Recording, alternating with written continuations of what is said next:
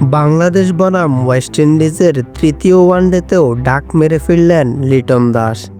হতাশ হয়ে বাংলাদেশের এই ব্যাটার ফিরছেন ড্রেসিং রুমে।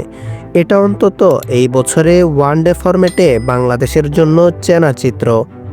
2024 সালে লিটন কুমার দাস খেলেছেন 5 ওয়ানডে, যার মধ্যে 3টিতেই মেরেছেন ডাক। বাকি 2 ম্যাচের একটিতে করেছেন 2 রান, অন্যটিতে 4 রান। বছরের শুরুতেই নতুন বলে ব্যর্থতার কারণে তাকে শ্রীলঙ্কা সিরিজের মাঝপথে ফিরিয়ে আনা হয়, পাঠানো হয় আবাহনীর হয়ে ঢাকা প্রিমিয়ার লিগে।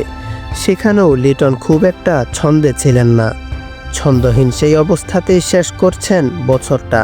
2024 সালের শেষ ওয়ানডে ম্যাচে আলজারি জোসেফের বলে ব্র্যান্ডন কিংকে ক্যাচ দিয়ে আউট হলেন লিটন। বছরের তৃতীয় ডাকের পাশাপাশি লিটন নিশ্চিত করেছেন নিজের 15তম ডাক। বাংলাদেশের হয়ে তার চেয়ে দ্রুত এমন বিব্রতকর অবস্থায় আর কাউকে পড়তে হয়নি। বাংলাদেশের হয়ে 15 বা এর চেয়ে বেশি ডাক মেরেছেন মোট 5 জন।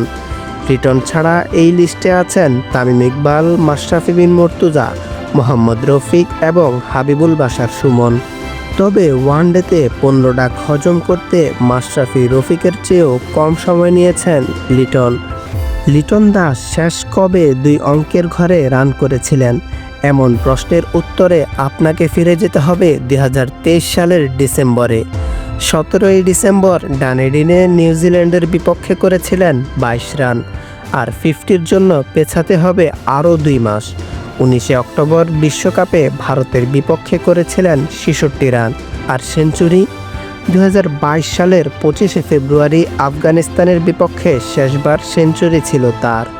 এভাবে দিনের পর দিন দলে সুযোগ পাওয়ার পরও পারফরম্যান্সের কোনো উন্নতি হচ্ছে না তার, বরং উল্টো যত বাজে পারফরম্যান্স তত বড় প্রমোশন।